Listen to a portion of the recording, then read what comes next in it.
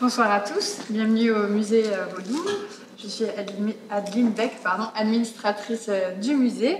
J'ai le plaisir ce soir d'accueillir Jean-Yves Anezo, qui est auteur et guide conférencier ici, et Marc Rochette, qui est anthropologue, gestalt thérapeute et chargé de cours à l'université de Strasbourg, pour une conférence qui a été construite autour de notre exposition Les masques Guélédé. Donc je ne sais pas si vous l'avez vu. Vous l'avez vu? Vous avez fait un petit tour? Non? Bon, ok, c'est pas grave. Je vais en parler. Ils vont vous présenter le sujet, mais du coup, vous avez trois masques qui sont positionnés juste derrière eux. Ils vont aller dans la thématique très profonde du sujet du pouvoir des mères. Je ne vais pas en dire plus, je vais laisser parler de ça en discussion, rencontre, plus qu'en conférence, je crois. C'est en tout cas leur souhait. N'hésitez pas à intervenir. Du coup, je vous demanderai juste d'éteindre vos téléphones portables pour pas que ça dérange. Et puis, je vous souhaite une bonne soirée. À tout à l'heure. Bien, alors, merci d'être venu. Pour remettre un petit peu le contexte en place, puisque visiblement, vous avez vu l'exposition pour certains? Non, oui. Alors, l'exposition qu'on a réalisée, que l'équipe du musée a réalisée, c'est une exposition temporaire qui parle d'une société de masques que l'on appelle les Glédés.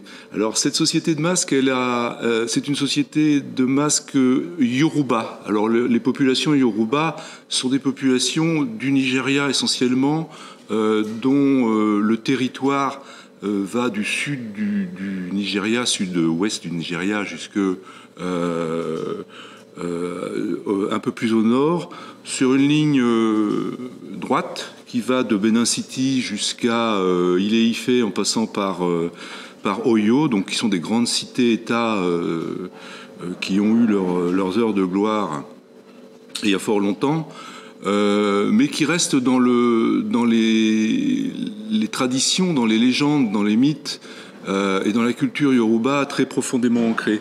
Alors j'ai cité 3 villes, il y a encore une autre ville qui est importante puisque c'est grâce à ces populations, aux populations de cette ville que on a cette tradition des masques Guélédé, c'est Kétou.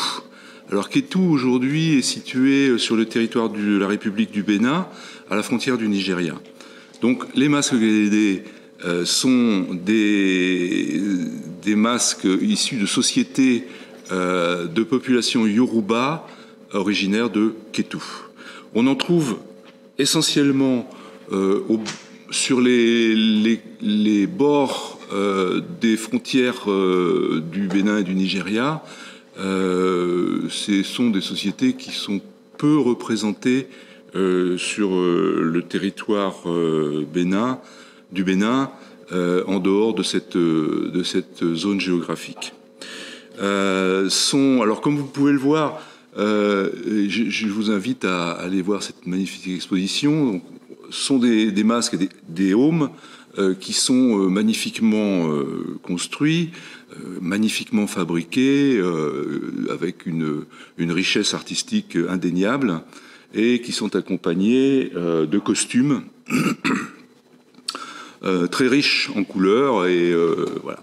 Alors, pour rappeler un petit peu ce que sont... alors, pourquoi on est là? C'est parce que Marc, quand on a visité l'exposition, m'a proposé d'éclairer un peu cette exposition avec sa vision d'anthropologue et de gestalt thérapeute. Et donc, évidemment, j'ai sauté sur l'occasion. L'expo en elle-même nous raconte une histoire. Elle parle d'un pouvoir que l'on nomme le pouvoir des mères. Vous pourrez aussi écouter le podcast qui a été fait pour l'exposition et qui explique le mythe du pouvoir des mères. Voilà. Alors, quatre points importants à retenir. Tous les groupes culturels Yoruba ne possèdent pas de société de masques. On est principalement sur la zone de Kétou et d'autres villes qui ont créé ces sociétés de masques. Les sociétés de Guélédé, donc de ces masques Guélédé, sont dédiées aux femmes âgées et aux mères qui ne peuvent plus enfanter.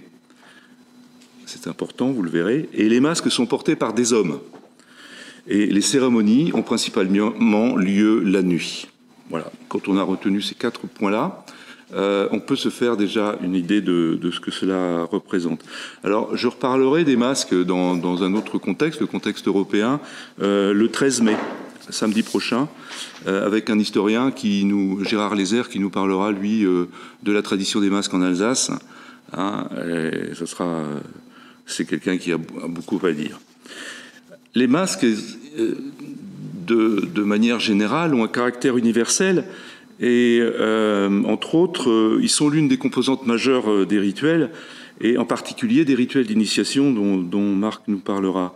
Et ils portent en eux 2 fonctions de mort symbolique et de renaissance.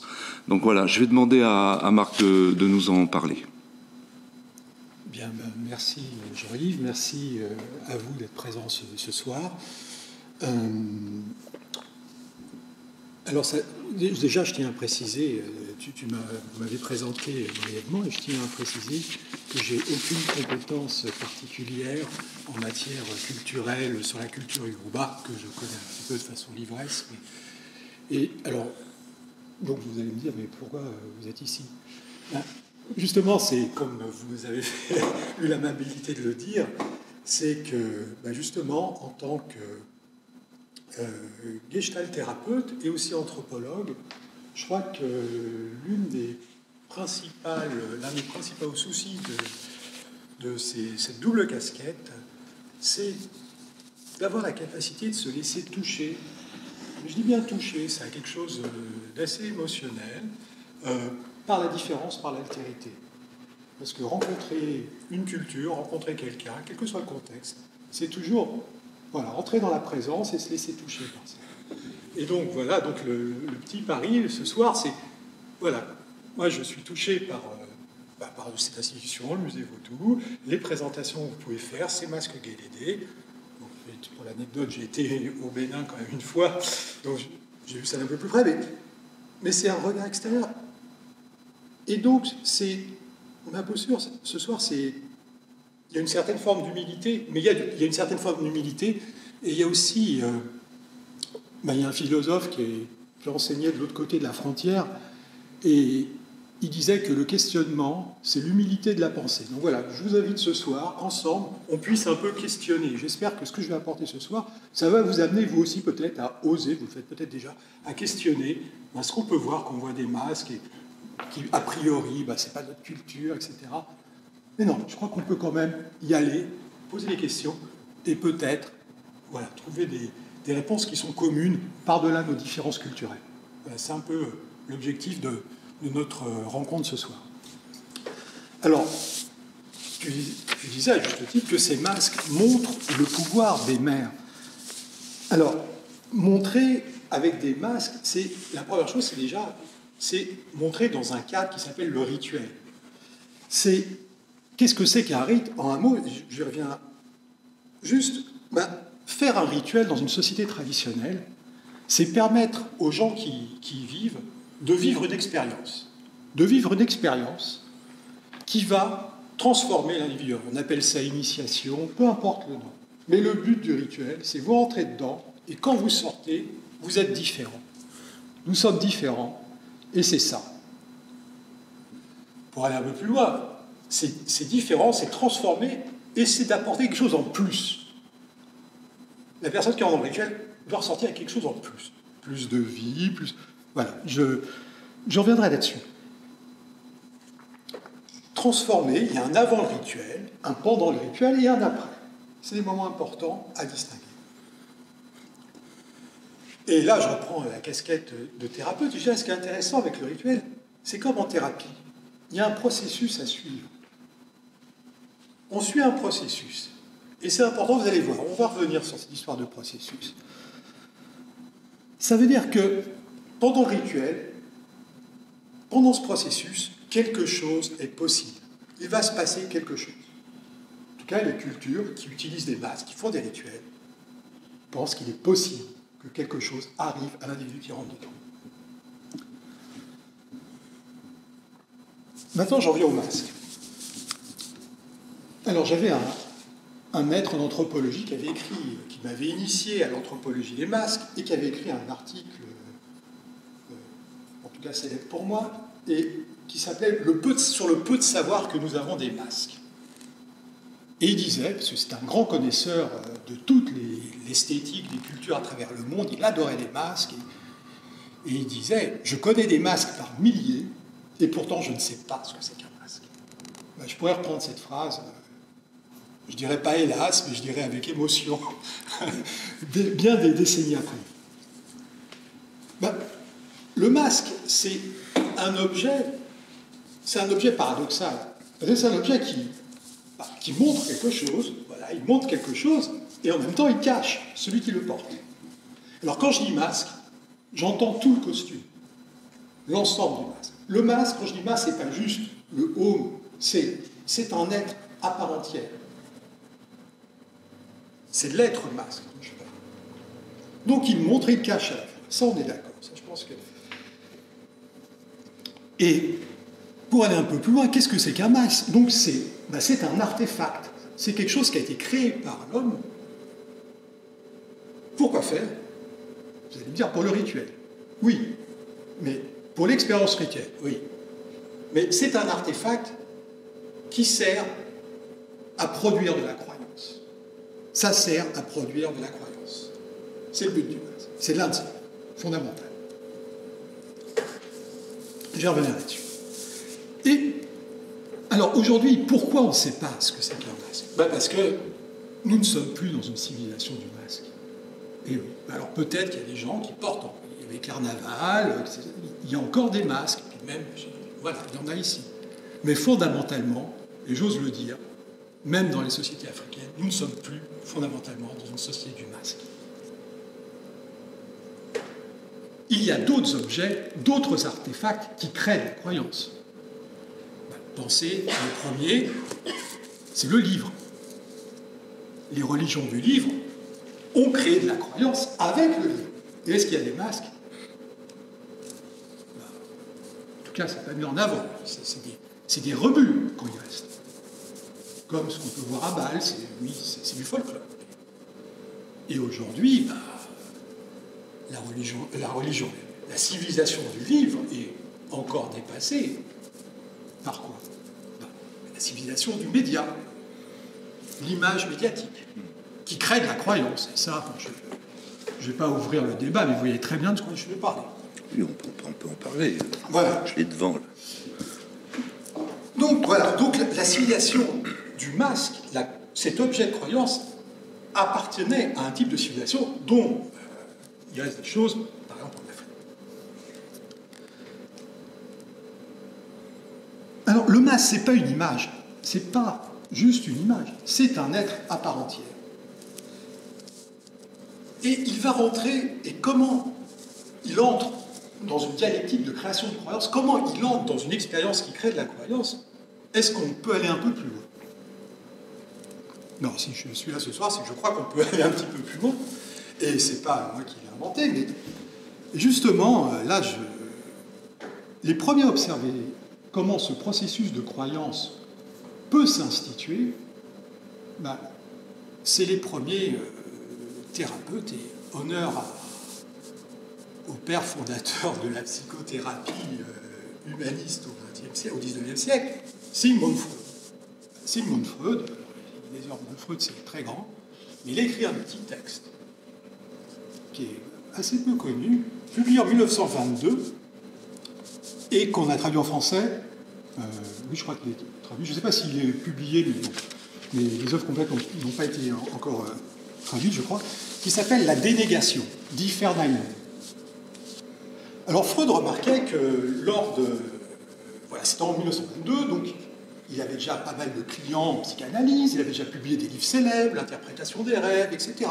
La découverte de l'inconscient. Donc il était à Vienne, c'est très connu, et ses patients commençaient à lire ses livres et à s'interroger. Et un jour, il remarque qu'il y a un de ses patients, un de ses clients qui vient et et qui lui dit « Écoutez, j'ai fait un rêve, et j'ai rêvé d'une femme, et j'ai rêvé de ma mère. » Vous voyez, on est toujours dans le thème de la mère. J'ai rêvé de ma mère, mais comme j'ai bien lu vos livres, et que, évidemment, tout ce qui est inconscient, je ne peux pas en prendre conscience. Donc, si j'ai conscience que c'est ma mère, évidemment, c'est pas ma mère dont j'ai rêvé. Et Freud note juste dans le texte, évidemment, il s'agit de sa mère. Et il observe que pour valider une croyance, il faut d'abord la nier. Et c'est pour ça que c'est l'affaire Nanou. On nie d'abord. Alors, plus tard, dans les années 60, un autre psychanalyste français qui était anthropologue aussi, et qui a observé pas mal de rituels chez les Hopis et ailleurs, remarquait que les porteurs de masques intégraient ce processus de croyance. Par exemple, dans les sociétés initiatiques où on portait un masque, les masques, au début, les non-initiés voient des figures qui arrivent comme ça, tu l'as dit, la nuit souvent, qui terrifient les enfants, ceux qui ne sont pas porteurs de masques, qui ne font pas partie de la société. Il y a des interdits, il ne faut pas les toucher, il y a toute une conduite à adapter, et il y a de la peur qui est là. Et donc, là, il s'agissait des cultures Hopis, donc les Indiens de l'Arizona, merci. Et le jour où les jeunes impétrants étaient amenés pour leur initiation, on leur faisait un certain nombre de choses, pas très agréables, il faut bien le dire, et le clou d'initiation, c'est arrivaient les masques. Ah, alors ils sont terrorisés, et qu'est-ce que font les porteurs de masques? Ils retirent le masque, et celui qui me terrifiait et qui m'a tabassé pendant plusieurs jours, c'est tonton, papa, cousin, voilà, ils sont tous là. Et là, ça veut dire qu'à son tour, il va porter le masque, et il va reproduire la croix. Et là, il y a cette célèbre phrase, et le Hopi Don Talaïvesa, pour le citer, disait « Je sais bien que quand je danse avec le masque, je ne suis pas les ancêtres, les divinités que je représente. Mais quand même, quand je danse, ils sont là. » Et il disait, ça, c'est l'affaire Nainouk, c'est la dénégation qui intègre la croyance. Alors aujourd'hui, on a évolué sur cette thématique. On sait très bien, et les neurosciences l'ont confirmé, que l'inconscient n'intègre pas la négation. C'est-à-dire que si je vous demande de penser, je ne sais pas, à une non-mère, qu'est-ce que c'est pour vous une non-mère? Pensez à une mère. Je ne crois pas au Père Noël, et pourtant je mets mes souliers sous le sapin et j'aurai des cadeaux le lendemain matin. Et j'y crois pas. Mais pourtant, le Père Noël, il est là.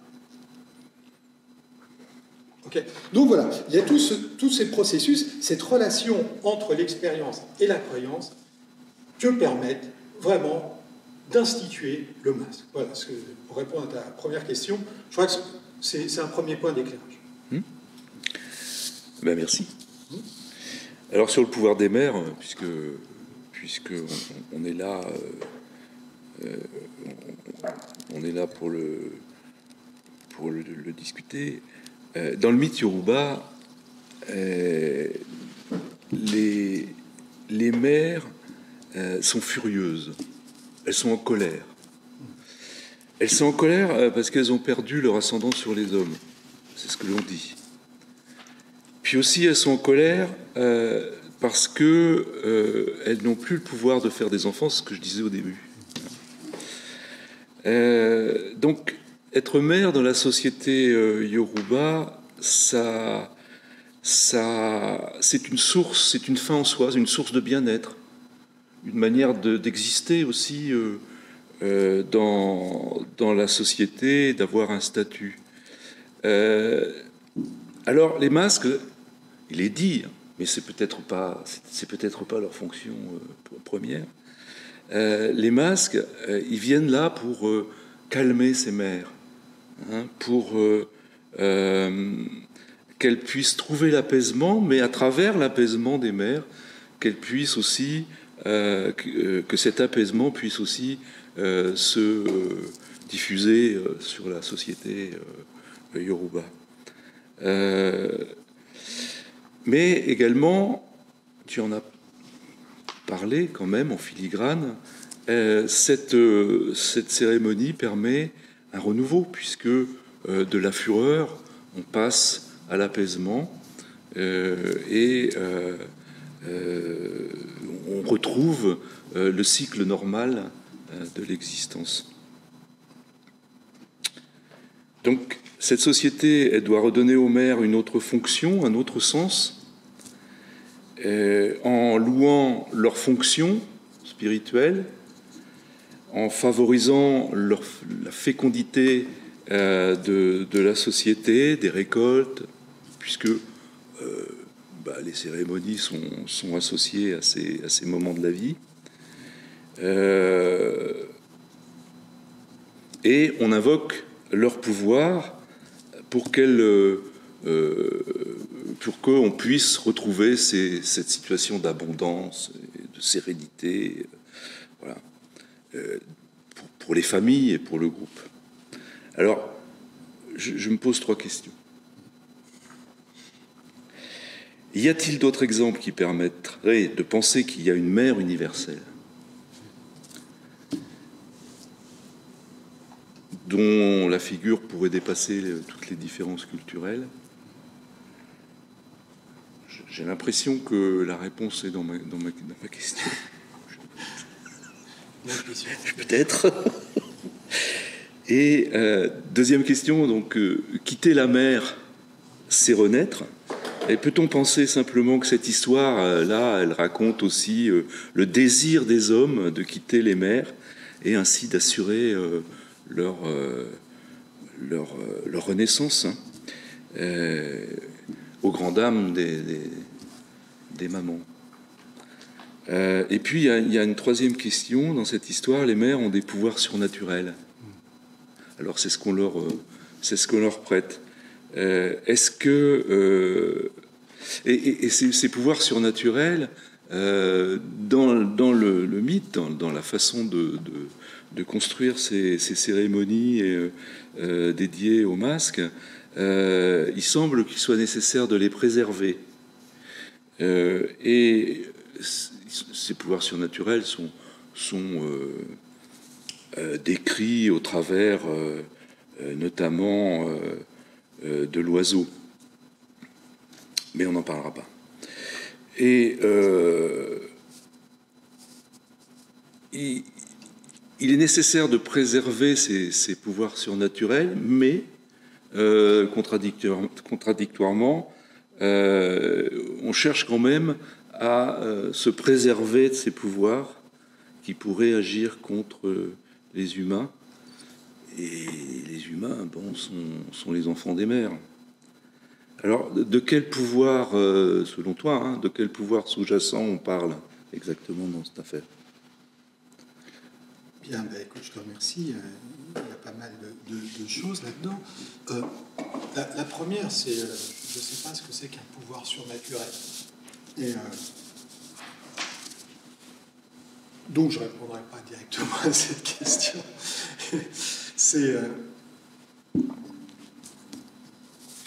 Mais comme tu l'as dit, tout à l'heure je disais qu'on connaît des masques par milliers sans savoir exactement ce que c'est. On connaît des figures de mères dans l'ensemble de l'humanité sans savoir exactement ce que c'est. On a des intuitions, tout le monde, qu'on voit ces figures anciennes qui sont soit, dès qu'on commence à gratter un petit peu dans le sol, voilà, on voit ces figures féminines avec des formes protubérantes qui montrent vraiment leur capacité à être mère. Voilà, qui montrent ça. Oui, ce sont des témoignages que tout le monde connaît. Et sur ces témoignages, évidemment, ça a fait beaucoup fantasmer à partir... Et la rencontre des sociétés non occidentales, les premiers voyages, je veux parler de Lafito quand il va sur la côte américaine, le jésuite qui a observé les Indiens d'Amérique, et les commentaires de Montesquieu qui allaient derrière, oui, ils observaient des sociétés où la place des mères était différente. Et c'est là qu'on a commencé à parler de pouvoir des mères.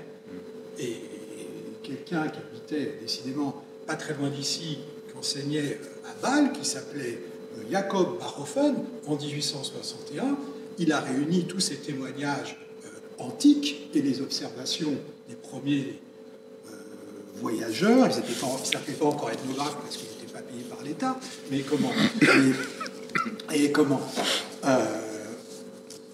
il appelait ça le matriarcat, das Mutterrecht, le matriarcat.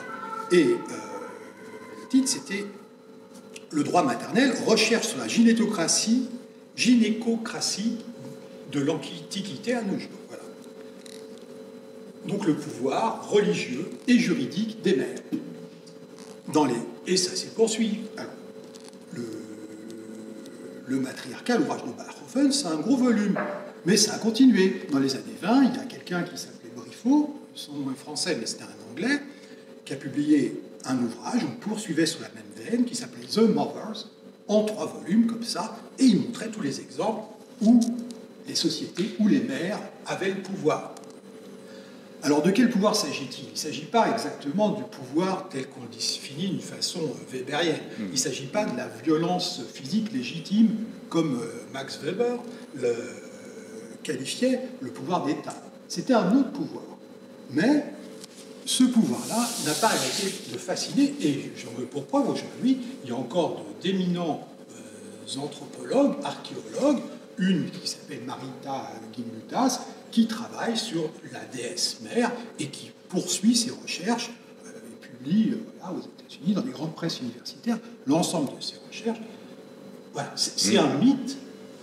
Il y a une quête. Alors, les civilisations sont toujours. J'observe que les civilisations sont toujours anciennes. Ça peut aller des civilisations européennes, préhistoriques, jusqu'à la vallée de l'Indus, en passant par, que sais-je, la Crète, et tout un tas de choses. Alors, qu'est-ce qui fonde?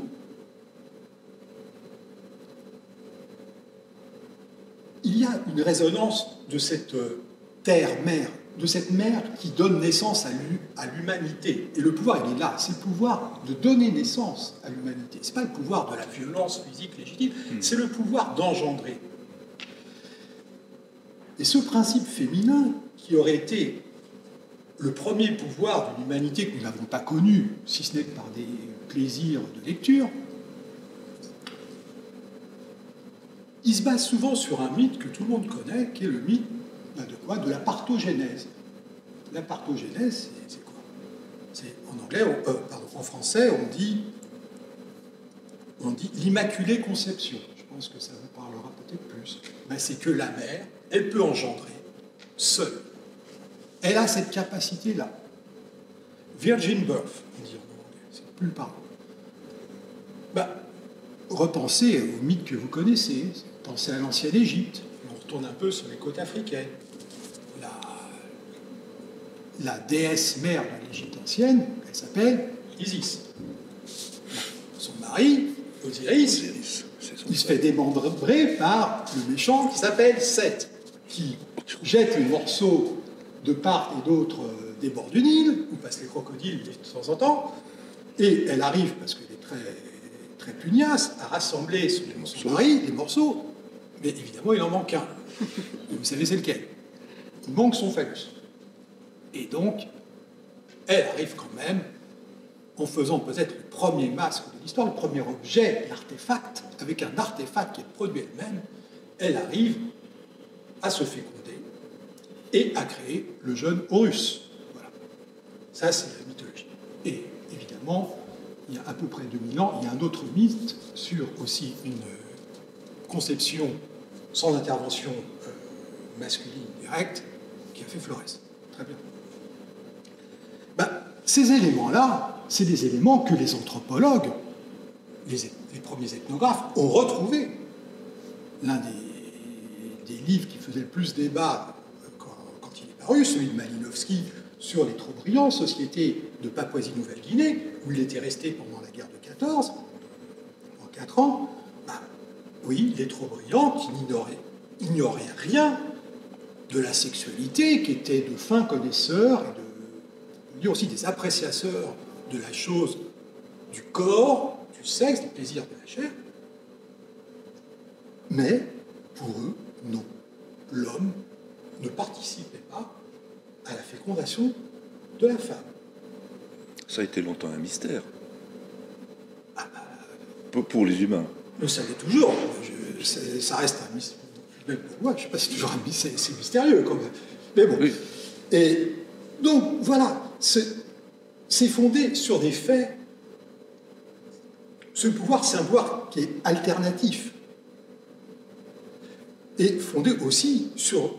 Alors, dans d'autres civilisations, par exemple, on observait que souvent, c'était la mère qui choisissait la localité où devaient vivre les époux. Alors, c'était le cas dans la Chine archaïque. Là, ça nous ramène à des civilisations anciennes, 1500 avant Jésus-Christ, chez les Chao, où la mère était associée à la couleur rouge et avait une place prééminente, d'après ce qu'on disent les sinologues, mais ce n'est pas mon cas, par rapport aux hommes. L'homme n'est considéré que comme un outil qui est là pour protéger ou pour aider la mère à se développer. Mais il n'intervient pas dans la conception. Mais la mère elle-même est aussi protectrice. Non, pas dans ce cas-là. Pas dans ce cas-là. C'est l'homme. Elle est génératrice. Bon, d'après ce qu'on dit, moi je rapporte ce que j'ai lu, je ne suis pas spécialiste de ces questions. Mais parallèlement, mais justement, par rapport au pouvoir des mères, tu parlais de surnaturel, mais surnaturel, c'est un terme qui me gêne un peu, comme tu l'as compris, parce que, bon, il ressemble un petit peu à une vision qu'on peut avoir de quelque chose qu'on ne comprend pas. Mais l'une des grandes avancées, justement, dans le pouvoir des mères, dans cette puissance de la mère par rapport à l'humanité, il s'est fait assez récemment, à mon sens. Et là, l'importance des recherches en psychiatrie et d'abord en éthologie sont essentielles. Et ça s'est fait aux alentours de la Seconde Guerre mondiale. Les premiers qui ont observé l'importance de la mère dans la relation des êtres vivants, ben, ce sont des éthologues. Et le premier, il faut bien le citer, c'est Konrad Lorenz, qui était lui aussi de l'autre côté du Rhin. Et il s'est aperçu comment, chez les mammifères, il disait la mère crée une empreinte chez l'individu. C'est-à-dire qu'elle va faire un certain nombre de choses. Ben déjà, elle met au monde et après, elle nourrit, elle donne des soins à son être, qui crée une empreinte à travers lui. Et ces travaux ont été essentiels.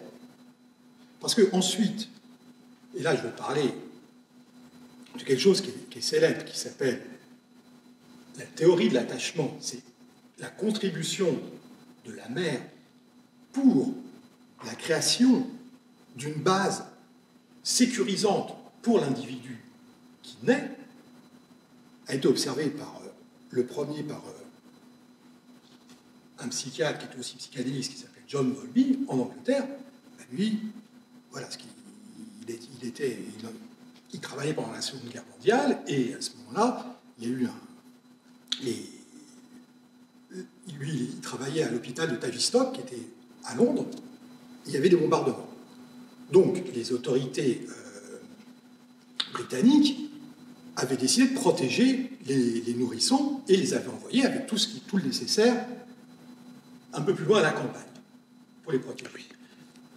Et ils se sont aperçus très rapidement que ça n'allait pas. Avec tous les soins qu'ils pouvaient leur protéger, les nourrissons dépérissaient. Ben pourquoi? Parce qu'ils n'avaient pas de contact avec leur mère. Ça, c'est Bowlby et son équipe qui s'en est aperçu le premier.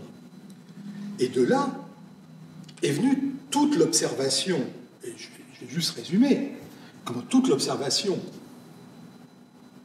qui s'est faite à partir de ces faits assez tragiques, Comme quoi, la mère, dans les 3 premières années de la vie de l'individu humain, apportait naturellement, c'est pour ça que j'ai un peu rejeté le mot surnaturel, c'est-à-dire qu'elle savait comment s'occuper naturellement de l'enfant, lui apporter les soins affectifs, en nourriture, qu'elle n'avait pas grand-chose à apprendre. Ça se faisait. Elle savait le faire, si elle était dans des conditions où elle pouvait le faire, bien sûr. C'est-à-dire qu'elle lui créait une expérience où il pouvait goûter le bon. Il goûtait le bon, il savait ce que c'était que le bon, il pouvait se réguler. Et ils ont observé que ça crée une image interne de la mère. Ça, ils n'ont pas observé tout de suite, mais que l'enfant allait pouvoir, petit à petit, intégrer les soins de la mère et se créer une image de sa mère. Et ça, vous pouvez peut-être faire l'expérience quand on va, par exemple, dans un square où il y a des enfants avec leur maman, ou voilà, on voit les petits-enfants, ils veulent jouer avec les autres, puis il y a des moments, ils commencent, ils restent un peu avec elle, et puis ils commencent à s'éloigner, puis j'ai toujours un peu pendant ces là. Puis ils voient qu'elle est là, ok, c'est bon, et ils y vont après, souvent. Bon, ça, c'est quand ils ont bien métabolisé cette image de la mère. Mais comme ils sont petits, des fois, ils ont peut-être besoin, je ne sais pas si c'est moi qui interprète, d'avoir encore un petit contact, quoi, de se faire une petite introjection d'image de mère pour être sûr qu'ils peuvent aller jouer avec leurs copains et leurs copines. Ok.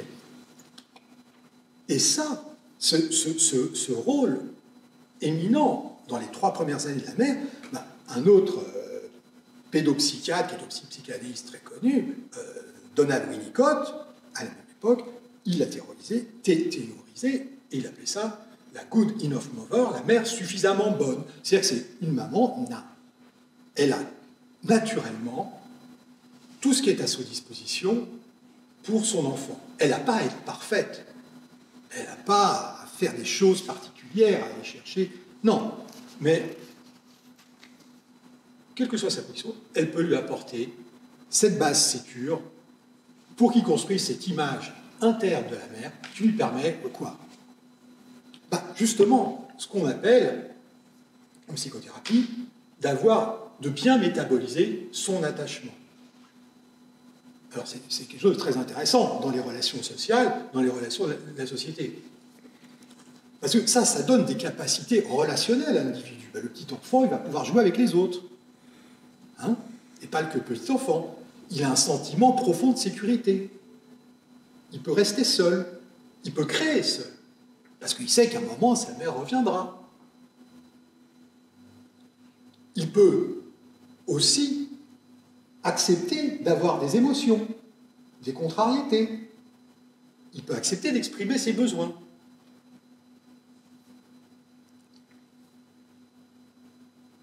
Il peut surtout accepter de s'attacher à d'autres individus et aussi de s'en détacher. Si vous voyez ce que je veux dire. Oui, il va grandir, donc il a besoin de s'attacher pour se reproduire et des fois de se détacher aussi, quand le besoin se fait sentir. Et de ne pas s'effondrer. Et ça, c'est des fondements de la psychothérapie. Voilà. Donc voilà ce que je voulais dire sur cette histoire de pouvoir des mères tel qu'on peut le voir aujourd'hui. Il y a à la fois ce côté mythologie qui est ramené par, cette anthropologie, partout on voit ces symboles maternels, mais on n'a jamais vu cette civilisation. Alors, encore aujourd'hui, par exemple, j'ai encore vu récemment, je ne critique pas, je le constate, des recherches sur la vallée de l'Indus, des civilisations qui seraient tantriques, où les femmes... Très bien. Mais bon. Mais par contre, les faits sur la théorie de l'attachement, ça, je crois que c'est acté. C'est scientifiquement validé. Voilà. Ouais. Le reste, il y a du débat. Voilà. Ouais. Bon, écoute, je pense qu'on va pouvoir conclure. On est dans les temps, j'ai pas regardé l'heure. Ouais. Ok, donc écoute, je te remercie beaucoup de nous avoir dit tout cela. C'est très enrichissant. Et puis ça éclaire le débat d'une autre manière avec faisant d'autres focus, des focus différents que ceux que nous pouvons faire nous. Voilà, je te remercie, grain de main, comme disent les Canadiens. Ben justement, je voulais conclure, parce que je voudrais revenir sur un petit peu, si tu permets. T'as le temps. Comment? Tu vois, qu'est-ce que ça fait là? Il y a à la fois l'effet de culture, le masque, la merde. Et qu'est-ce que ça pourrait amener comme réflexion sur voilà, ces hommes Yoruba qui, comme tu l'as dit, auraient besoin de ramener cette image de la mer. Je ne sais pas. Ils vont jusqu'à la porter. Voilà. Ben, si tu veux, tout ça, c'est comme s'il y avait une nécessité de refaire l'expérience de cette image de la mer, de reprendre contact, de remontrer ce lien, cet attachement, et aussi ce détachement, parce que ça ne dure qu'un rituel, c'est un début, un milieu et une fin aussi. Après, la vie reprend son cours. Oui, mais, attends, et comment? Le processus de chaque rituel, comme disait un autre anthropologue qui s'appelait Hockhart, c'est de donner la vie, quel que soit le rituel. Donc là, on est vraiment dans le don de vie. C'est moi ce que je vois, et je ne sais pas si toi, avec ta connaissance de la culture yoruba, que je n'ai pas... C'est, je crois, de ce que ça parle. Oui, et comment? C'est redonner la vie. C'est redonner la vie, et c'est se remettre aussi dans un processus de création. Parce que pour faire des formes comme ça, ben, il faut les préparer. Il y a des danses qui vont avec, il y a tout un cérémoniel qui va avec, il y a une implication. Et voilà. Et il y avait une initiation. Oui. Ce sont les initiés qui font et qui pratiquent. Voilà. Et si tu veux, moi ce que je remarque, c'est que en pensant à notre rencontre de ce soir, et en pensant à ces rituels, ben, je repensais à un film célèbre de Jean Rouch, je ne sais pas si vous connaissez Jean Rouch, qui était un anthropologue que j'ai eu comme enseignant, oui, musicologue, et qui était surtout, à mon sens, un très grand cinéaste. Et il a filmé des rituels en Afrique de l'Ouest, et l'un des plus célèbres s'appelle les Maîtres Fous. Regardez-le, il est disponible sous diverses formes aujourd'hui. Et il finissait, après, c'est pas une cérémonie comme les Masguelédés, mais ça reste un théâtre rituel. Et il finissait avec cette phrase qui m'avait touché à l'époque, et qui disait, à propos de ces cérémonies, que ce sont des remèdes que nous, occidentaux, ne connaissons pas encore. Alors ça, c'était dans les années 50. Et cette phrase, elle m'a hanté pendant longtemps. Et c'est vrai que, voilà, on voyait des gens qui étaient, dans le cadre des maîtres fous, des gens qui étaient très pauvres, qui vivaient dans une ville extrêmement violente, dans des conditions très dures, et à travers une cérémonie, ils arrivaient à se reconnecter aux sources vives de l'abondance, à retrouver de l'abondance, même dans leur état d'extrême pauvreté. Et on les voyait après le rituel. Ils étaient dans un état de plénitude, d'apaisement. Bah, ça me posait des questions quand j'étais étudiant en anthropologie.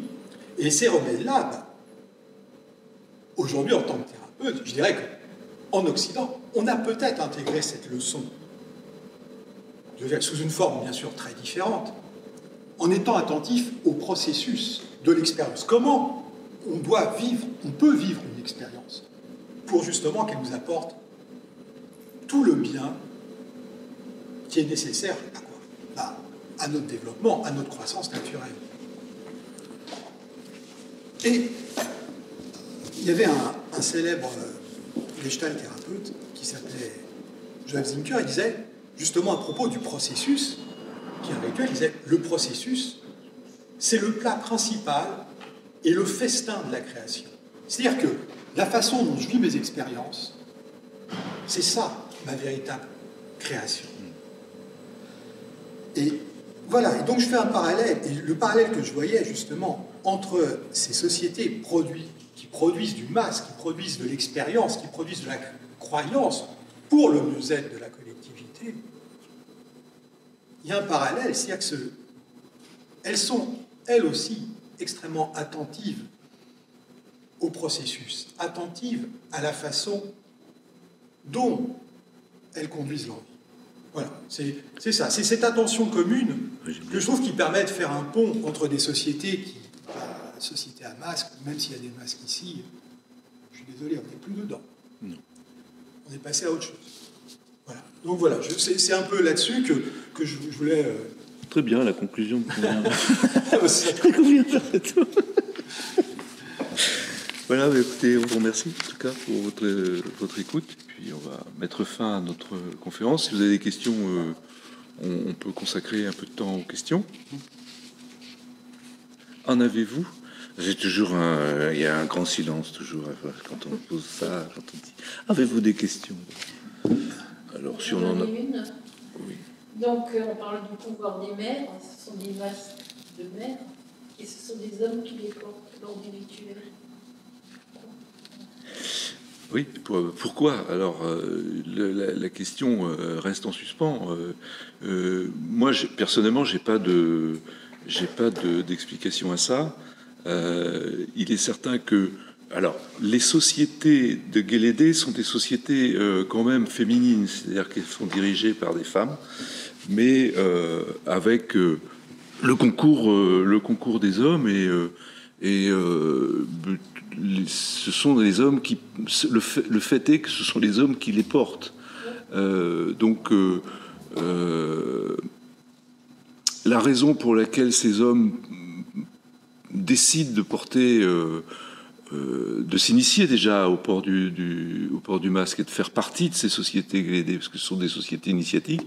Ça, c'est... moi, j'ai pas de réponse à ça. C'est comme ça. Hein. Il y a certainement un fondement. Peut-être que toi, tu auras une opinion là-dessus, mais le fondement, quel est-il?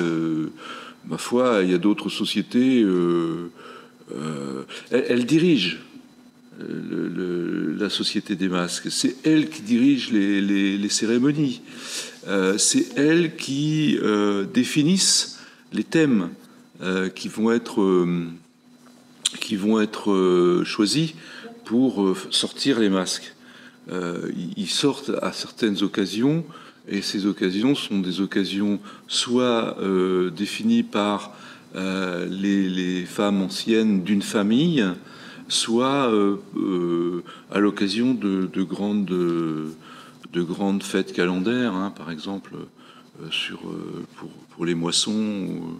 Donc elles ont quand même un rôle actif. Oui.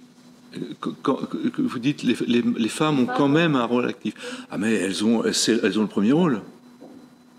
Elles ont clairement le premier rôle. Oui. Dans ce cadre-là.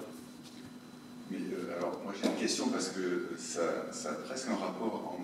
Je me suis dit à partir du moment où il y a des masques, ça aide à ces femmes d'avoir une expérience où elles dissocient complètement le passé de la mère qui engendre à la mère qui a un autre rôle, et donc de passer par le masque. Si elle le porte elle-même, ça sera, je me suis imaginé que ça serait plus dur de dissocier complètement et de projeter cette transformation sur un masque en allant vers autre chose. Voilà, c'est la question que je me suis posée. Est-ce qu'on arrive à vivre la même expérience? C'est ça. Quand on porte le masque? C'est possible. C'est possible. Mais enfin, c'est possible, mais personnellement, je ne peux pas faire de déduction sur ces choses-là. Enfin, sur ce fait que ce sont les hommes qui portent et pourquoi pas les femmes. Je pense, moi, alors peut-être pour ouvrir la réflexion, je pense que ce sont des sociétés qui ne sont pas genrées. C'est-à-dire que, évidemment, on parle des mères, mais ça concerne tout le monde, ça concerne la société. Donc, c'est une manière peut-être pour la société dans son ensemble, de régler ce dont on a parlé tout à l'heure, ce besoin pour les hommes, mais en même temps pour les mères, de renaître, de retrouver un statut, une place, une fonction dans une société dans ces sociétés qui ont à un moment donné ce besoin-là. Vous voyez, bon, vas-y. Oui, c'est quelque chose d'assez connu. C'est pas propre au GLD. L'imitation peut aller des fois très loin. Bon, pour parler de société, je connais plus dans le détail, mais il y a un livre très fameux sur la Papouasie-Nouvelle-Guinée qui s'appelle The Land of the Menstruating Men. Les hommes vont jusqu'à imiter les menstrues, à se faire saigner, à faire des rituels là-dessus, et souvent les initiations. Voilà. Alors il y a eu tout un tas de débats, fascinés. En fait, les hommes doivent prendre le pouvoir des femmes. Etc. Bon, ça a donné lieu à beaucoup de thèses, de contre-thèses, pour quelque chose qui est une expérience qu'aucun anthropologue n'a vécue d'abord, et comment ils ont juste observé avec, voilà, je dis ça avec beaucoup de bienveillance pour les collègues qui ont rapporté ces faits extraordinaires. Et comment. Mais c'est quelque chose qui est assez partagé, et souvent, voilà, ce pouvoir facile, et c'est vrai que même dans les sociétés, par exemple, les sociétés de Papouasie-Nouvelle-Guinée, où là, on avait l'impression qu'elles étaient assez genrées, parce que la différence était...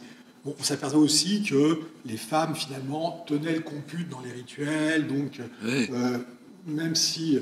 C'est complexe, c'est extrêmement complexe. Il y a d'autres sociétés de masques Yoruba, celles qui sont derrière, les Egun, où les femmes n'ont absolument pas accès. Et là, c'est particulièrement des sociétés masculines, exclusivement masculines, où même la présence des femmes est taboue et peut-être dangereuse pour elles. Oui, et peut-être dangereuse pour elle, mais ces égounes, par exemple, ces égoungoun, puisque c'est le pluriel, interviennent aussi pour apporter un apaisement à la société et pour pouvoir communiquer avec les ancêtres, essentiellement auprès des femmes. Donc c'est assez, et pour aussi, ils ont une fonction de deuil. Je te permets, moi j'ai un ami Yoruba qui m'a dit, tu sais, les Gungun, nous, quand on a nos mères qui ont perdu l'un des leurs, et un oncle ou une tante, et puis qui se retrouvent devant les égouts et qui peuvent parler avec leur proche comme ça, qui est mort, ça leur permet de se rassurer sur le destin post-mortem de leurs proches. Donc c'est une fonction de deuil qui est collective. Alors bien sûr, ce sont les hommes qui vont même jusqu'à broder ces masques, mais la famille tout entière intègre celui qui est Egun dans la famille. Vous voyez, donc c'est très difficile avec notre regard occidental d'aujourd'hui, où les questions de genre prennent de l'importance, de conclure sur les fonctions de ces sociétés. Je pense qu'il faut s'en garder, en tout cas. Voilà.